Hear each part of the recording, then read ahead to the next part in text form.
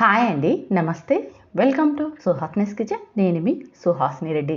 ఈరోజు మన కిచెన్లో సింపుల్గా టేస్టీగా ఆలు కర్రీని ప్రిపేర్ చేసుకుందాం. చాలా అంటే చాలా ఈజీగా ప్రిపేర్ చేసుకోవచ్చండి. రైస్లోకైనా, రోటీలోకైనా, చపాతీలోకైనా చాలా బాగుంటుంది. తక్కువ మసాలాతో రుచికరమైన ఈ ఆలు కర్రీని మీరు కూడా ఈ విధానంలో తప్పకుండా ఒకసారి ట్రై చేయండి.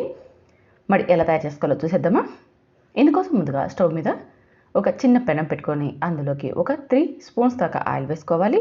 1 స్పూన్ ఆవాలు, 1 స్పూన్ జీలకర్ర, 1/2 టీ స్పూన్ మెంతుల్ని వేసుకొని ఇవన్నీ బాగా ఫ్రై అయిపోయాక ఇప్పుడు ఇందులోకి 2 పెద్ద సైజు ఆనియన్స్ని చిన్న ముక్కలుగా కట్ చేసి బాగా వేయించుకోవాలి. చూడండి, ఈ విధంగా లైట్గా వేయించుకొని ఇప్పుడు ఇందులోకి కొద్దిగా కరివేపాకు, 2 ఎండుమిర్చిని వేసి మరొకసారి ఇవన్నీ కలుపుతూ వేయించుకోవాలి.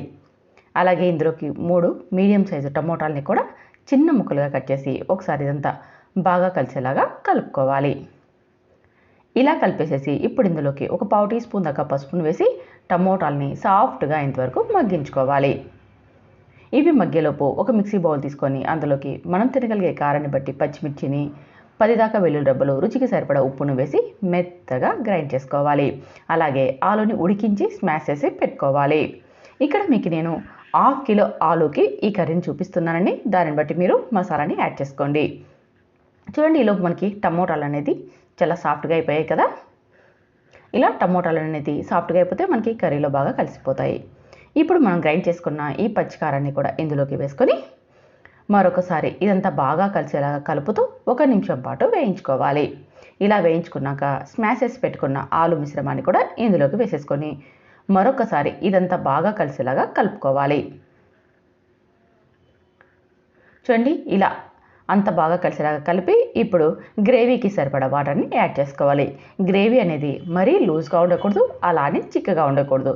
చూడండి, వీడియోలో చూపించిన విధంగా ఇలా ఉండాలి. అప్పుడే మనకి రుచిగా ఉంటుంది. ఇప్పుడు ఉప్పు సరిపడా ఇందులో చెక్ చేసుకొని ఒకవేళ తక్కువ అనిపిస్తే మరి కాస్త వేసుకొని మూత పెట్టి 5 నిమిషాల పాటు మీడియం ఫ్లేమ్లో ఉడికించుకోవాలి. చూడండి, 5 నిమిషాలకి మనకి కర్రీ అనేది బాగా దగ్గర పడింది కదా. ఇలా 5 నిమిషాల పాటు మీడియం ఫ్లేమ్లో ఉడికించుకున్నామంటే కర్రీ అనేది కాస్త దగ్గర పడి చాలా టేస్టీగా ఉంటుందండి. మరి గ్రేవీ అనేది లూజ్గా ఉండకూడదు, అలానే గట్టిగా ఉండకూడదు. చూసారుగా, వీడియోలో చూపించిన విధంగా ఈ విధంగా ఉండాలి. అప్పుడే చాలా రుచిగా ఉంటుంది. చపాతీలోకి మంచి కాంబినేషన్ అండి. దోశలోకైనా, రైస్లోకైనా చాలా బాగుంటుంది. క్విక్గా ప్రిపేర్ చేసుకోవచ్చు. మరి ఇంకెందుకు ఆలస్యం, తక్కువ మసాలాతో టేస్టీ ఈ కర్రీని ఒక్కసారి ట్రై చేయండి. ట్రై చేసి మీకు ఎలా వచ్చిందో కామెంట్ చేయండి. నచ్చితే లైక్ చేయండి, షేర్ చేయండి. Thank you for watching.